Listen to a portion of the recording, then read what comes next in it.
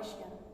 وصلى الله وسلم على سيدنا محمد خير البشر وعلى آله وصحبه مصابيه الغرار.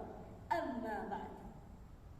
Hadratal Mukarramin Al-Muhtaramin, yang terhormat para Dewan Juri Lomba Pilda Cilmuha Ramadan Challenge 2024 yang semoga senantiasa mendapat keberkahan dari Allah Subhanahu wa Ta'ala.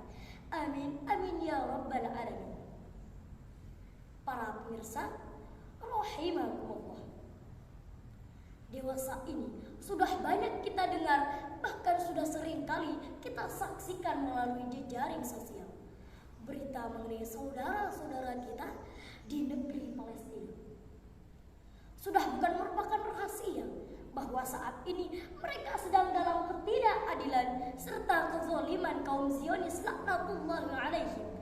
Bagaimana tidak, bombardir yang dilancarkan, serangan membabi buta, bahkan genosida atau pembantaian massal yang tak berbelas kasihan serta tak berperi kemanusiaan menghantui kehidupan mereka setiap saat. Ini semua tentunya bukan tanpa alasan. Ada banyak sudut pandang mengenai alasannya.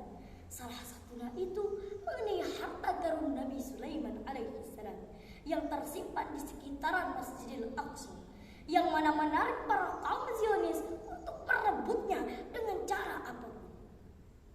Itu kalau kita lihat dari kacamata khurafatnya. Namun di samping itu, kalau kita perhatikan lebih dalam lagi, secara geografis Baitul Maqdis merupakan wilayah yang sangat strategis, yang mana berbatasan dengan Mediterania dan merupakan persimpangan di antara tiga benua, yakni Asia, Afrika, serta Eropa. Hal inilah yang menjadikan negeri Syam ini sebagai pusat perdagangan, budaya, dan pertukaran intelektual selama berabad-abad. Masuk akal rasanya jika ini merupakan alasan mereka menjajah dan mengusir bangsa Palestina dari tanah airnya dengan dalih ingin memperebutkan tanah yang mereka janjikan. Dari sini bisa kita ambil kesimpulan bahwa wilayah ini merupakan negeri yang sangat istimewa. Para pemirsa, hafidhukumullah, Masjidil Aqsa yang terletak di Baitul Maqdis merupakan tempat suci ketiga bagi umat Islam setelah Masjidil Haram Mekah dan Masjid Nabawi Madinah. Belum lagi tempat suci itu digunakan oleh tiga agama sekaligus. Tentunya kalau boleh saya bilang ini melebihi istimewa, bahkan bisa dikatakan spektakuler. Tak hanya itu, di kota itu juga banyak mengandung mutiara sejarah yang tak terhitung banyaknya.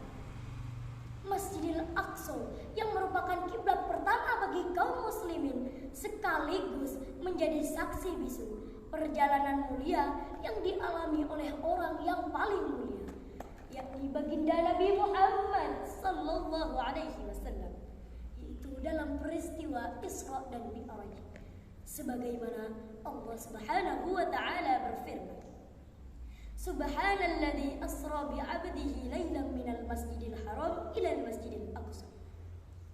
Maha suci Allah yang memperjalankan hambanya di malam hari dari Masjidil Haram ke Masjidil Aqsa. Para pemirsa, yar'akumullah, sudah tidak asing bagi kita.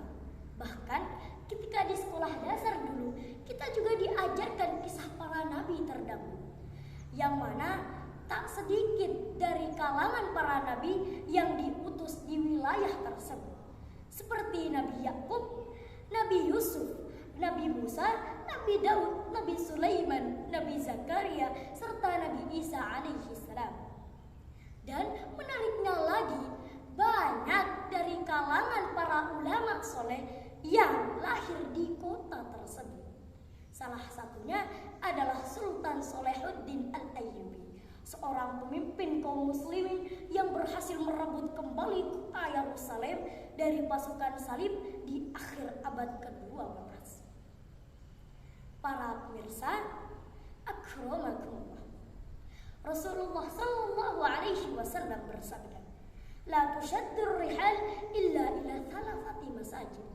Tidaklah sangat dianjurkan bepergian kecuali kepada 3 masjid.